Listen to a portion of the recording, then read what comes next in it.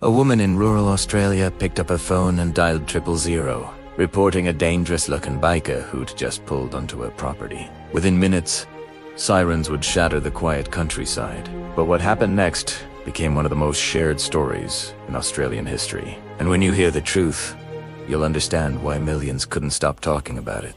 It started on a scorching afternoon in Queensland. Emma Bradshaw was home alone on her family's cattle station when she heard the rumble of a motorcycle tearing down her long driveway. Through her window, she saw him. Leather vest covered in patches, tattooed arms, beard down to his chest. Everything about him screamed danger. Her hands shook as she made the call, whispering to the dispatcher that she felt threatened. The operator told her to lock her doors and stay calm. Help was coming. Now, if you love real biker stories that prove nothing is what it seems, hit that subscribe button right now because you won't believe where this goes. Emma watched from behind her curtains as the biker climbed off his Harley. He didn't approach the house. Instead, he walked toward her barn, looking around like he was searching for something. Her heart pounded. What did he want? Was he casing the property? She'd heard stories about rural break-ins, about gangs targeting isolated homes. Every instinct told her she'd made the right call. The biker disappeared around the back of the barn. Emma's mind raced through worst-case scenarios. Then she heard it. A sound that made her blood run cold. Not what she expected. Not aggressive or threatening. It was gently, almost soothing. She couldn't make sense of it. Police arrived 12 minutes later.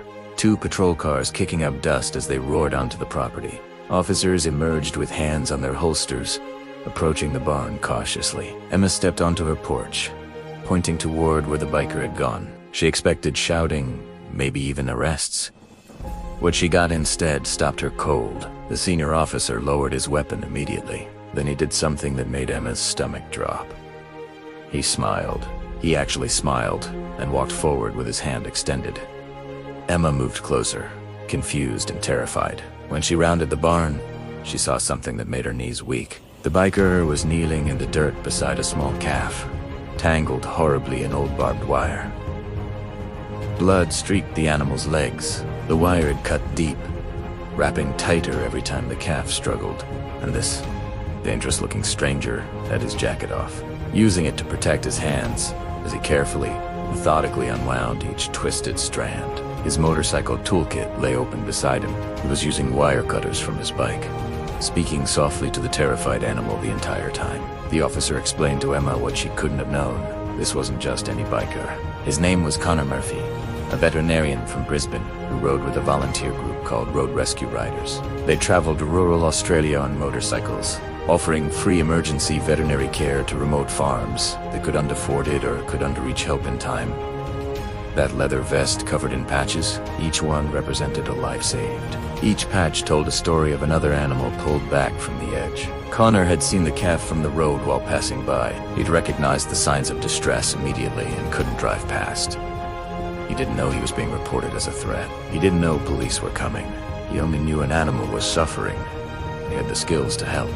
Emma stood there watching as this man she'd feared worked with absolute focus and tenderness. When the last wire came free, the calf stumbled to its feet. Connor cleaned the wounds, applied antiseptic from his saddlebag, and gave Emma detailed instructions for follow-up care. Then he looked at her for the first time and saw the patrol cars, saw her face, and understood everything. He didn't get angry.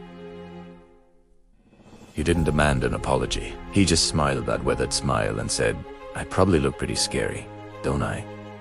Emma broke down crying. She apologized over and over, but Connor waved it off. He told her she'd done exactly what she should have done. A woman alone, seeing a stranger on her property, had every right to feel unsafe. He says he'd rather be reported 1,000 times by cautious people than have one person ignore real danger. The police officers helped Connor pack his tools.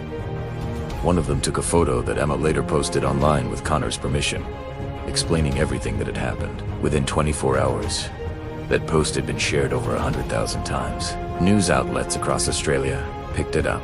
Connor became a national symbol of the truth that courage and kindness come in unexpected packages. But here's what made the story explode internationally.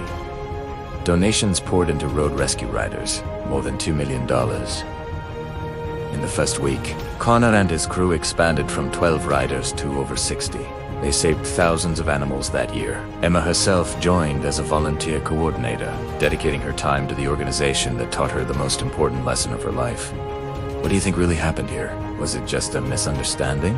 Or something deeper about how we judge people? Drop your thoughts in the comments below. And if this story shocked you, share it with another rider who needs to hear this.